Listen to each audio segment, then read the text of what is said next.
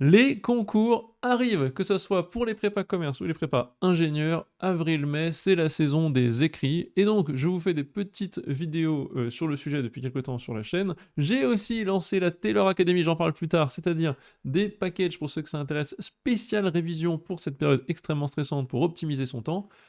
Un d'entre vous m'a demandé, écoute, un truc important, c'est comment réviser le cours. Fais-nous, s'il te plaît, un petit bilan de tes méthodes. Alors moi, j'ai repris, j'essaie de vous faire une fiche un peu propre là, pour cette vidéo. J'ai repris un peu tous les conseils que je donne à mes élèves de cours particuliers en maths depuis des années.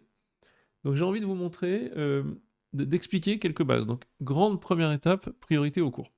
Il faut connaître le cours sur le bout des doigts. Et je pense que le premier truc à éviter, la tentation qui est là pour beaucoup d'élèves, c'est de se jeter sur les annales et se jeter sur les exercices sans avoir des bonnes fondations. Il faut bien sûr faire un mix.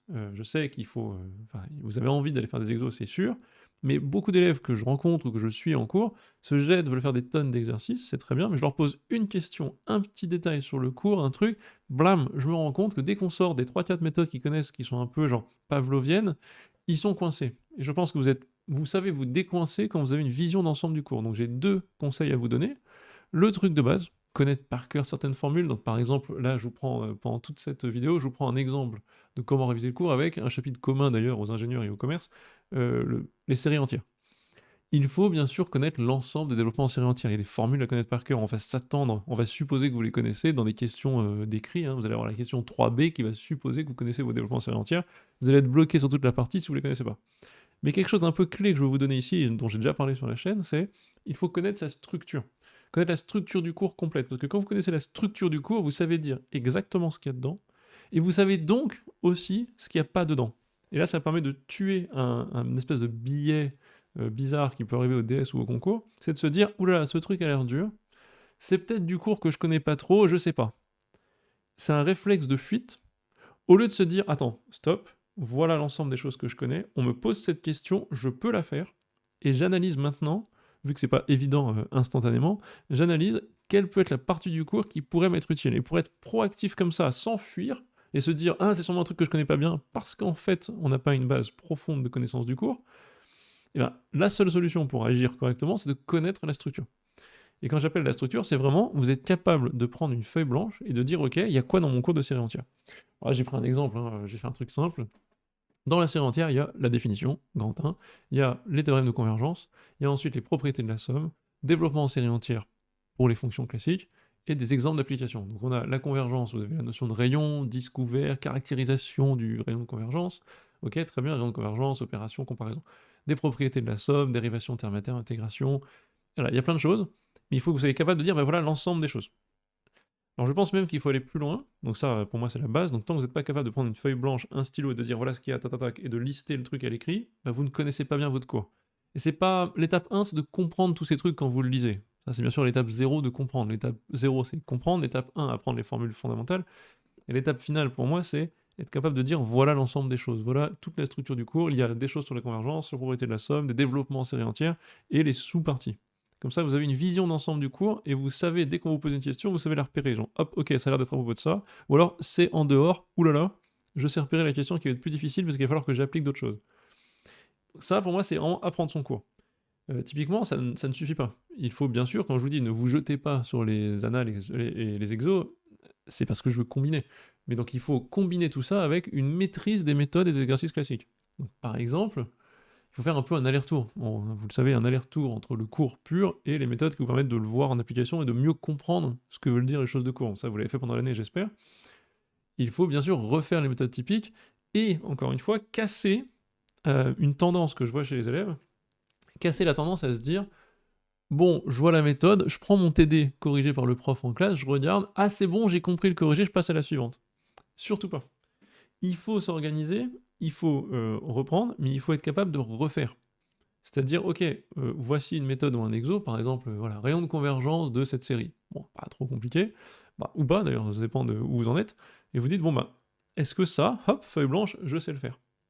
Oui, tout est bien, sans problème, j'ai bien détaillé le rayon de convergence, j'ai bien expliqué en l'occurrence, le développement limité, enfin, j'ai bien tout expliqué, c'est bon, c'est pas mal.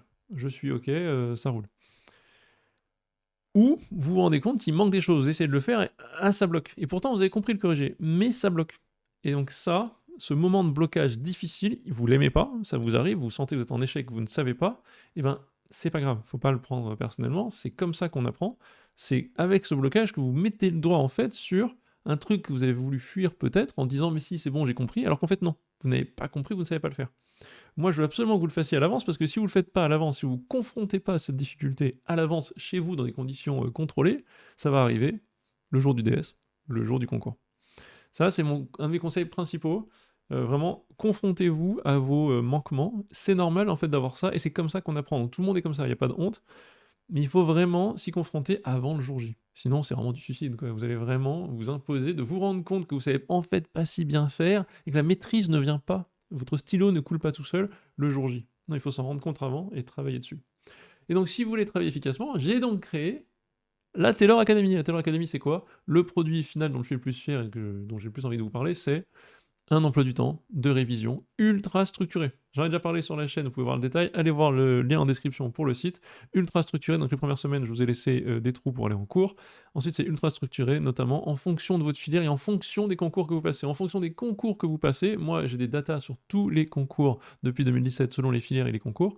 Selon ces datas, si vous me dites je passe un mix de centrale et CCP par exemple, je vous construis derrière quelque chose d'adapté à ceux qui tombent le plus en mathématiques au combo central CCP, pour être optimum avant vos écrits. Je vous le mets sur 5 semaines. J'ai aussi rempli des créneaux pour les matières autres, c'est-à-dire, là par exemple c'est un exemple de SI je crois, donc en SI vous avez plutôt physique euh, SI, en PC vous aurez physique et chimie par exemple, en MP vous aurez de l'info ou de la SI. Et je vous ai mis quelque chose de graduel pour justement aller avec mes conseils d'apprentissage du cours, c'est-à-dire graduel vers les séances semaines 4 et 5. Là on commence à bouffer de l'exo, à bouffer de l'anal, à bouffer des annales semaine 4, semaine 5. Mais avant ça, je vous ai structuré un peu tous les créneaux d'apprentissage avec, bon, je mets des PDF de méthodes en fait qui expliquent comment bosser, faire des pauses, la méthode Pomodoro, tout ça. Mais vous avez votre truc construit, vraiment fait pour votre situation, pour les concours que vous passez pour votre filière, basé sur ma compréhension, hein. J'ai bouffé des stats, j'ai fait des shorts là-dessus si vous voulez voir le détail, j'ai bouffé des stats de tous les sujets, et j'ai regardé un peu ce qui est tombé le plus souvent depuis des années.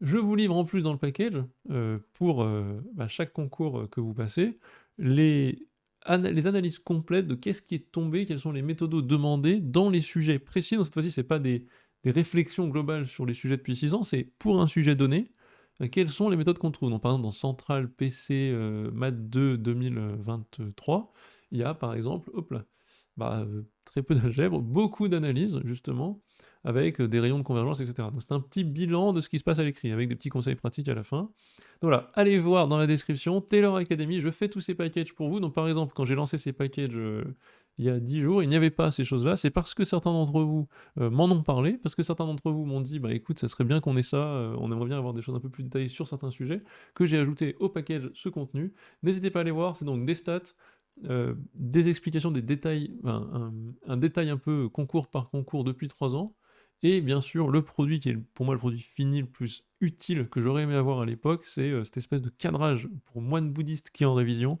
un emploi du temps ultra détaillé avec tout ce qu'il faut réviser construit selon le mix de concours auquel vous êtes inscrit, que vous m'avez fourni dans un questionnaire auparavant. Allez voir le site, tout marche très bien, c'est super. Donc, voilà, étape 1, connaître le cours, maîtriser les bases et connaître la structure du cours. Et vous combinez cette structure de cours à la structure des méthodes classiques. C'est-à-dire vous retenez les méthodes classiques, là j'en ai mis 3, hein. J'ai dit méthode 1 par exemple, calculer un rayon de convergence. Voilà, il faut savoir faire. Il y a beaucoup de variantes de ça. Vous avez la règle d'Alembert, vous avez des trucs sur les équivalents, vous avez se rendre compte qu'en fait on a une fonction connue, et donc on reconnaît soit une combinaison de fonctions connues ou une fonction en fait basique qu'il faut connaître dans sa liste de DSE. Méthode 2, développement en série entière d'une fonction. Donc par exemple, vous avez soit calcul de somme, d'un côté, on peut reconnaître des fonctions, ou développement en série entière d'une nouvelle fonction. Voilà, par exemple, là, on a un truc, je pense qu'il manque des parenthèses ici, on a un truc ici avec une fonction, il faut trouver le développement en série entière. Méthode 3, méthode typique qui arrive tout le temps, un développement en série entière via une équation différentielle, par exemple pour cette fonction-là. Voilà, et vous avez une liste de méthodes, et je pense que, après, c'est à vous de voir selon votre filière, le niveau des méthodes va varier. Alors, si vous êtes dans une prépa top 3 parisien, je me dis que vous allez avoir des méthodes ultra vénères, ils vont bien vous préparer pour XENS. Bon, après, si vous êtes dans un lycée un peu plus tranquille, vous allez avoir des méthodes un peu plus tranquilles. Ça dépend de vous. Il faut aussi prendre sa liste de méthodes dans les TD de vos profs, et cetera, qui dépend de votre niveau. Alors moi, je suis dans un cas, par exemple, où à l'époque, quand j'étais en prépa, j'étais à Louis-le-Grand en PC étoile, donc ultra vénère, plein de méthodes ultra complexes, XENS, tout ça, mais j'étais, bon, bah, pas très bon. En prend 3,5, j'ai galéré, j'ai cubé, hein, vous le savez peut-être si vous suivez la chaîne. Bon, bah, moi, je m'étais fait des méthodes plus basiques, justement. J'avais besoin de ça et j'avais trop de méthodes ultra dures auxquelles je comprenais rien, donc je m'étais fait mes propres petites fiches méthodes avec des choses plus basiques pour recomprendre parce que j'avais des lacunes qui s'étaient accumulées toute l'année parce que j'étais dans une classe qui allait très vite. Donc voilà, vous combinez votre connaissance de ça qui permet de casser l'impression des fois de ne pas savoir, mais en fait vous pouvez la casser en écrivant mais quel est l'ensemble des choses que je pourrais utiliser. Si ça vient pas spontanément, bah, au moins vous êtes capable de sortir l'ensemble des outils et de vous dire mais est-ce que c'est celui-là, est-ce que c'est celui-là, vous allez point par point tester des trucs, ça vous débloque et ensuite combiner avec les méthodes, et tout ça vous donne beaucoup d'outils pour avoir du recul sur une question difficile potentiellement.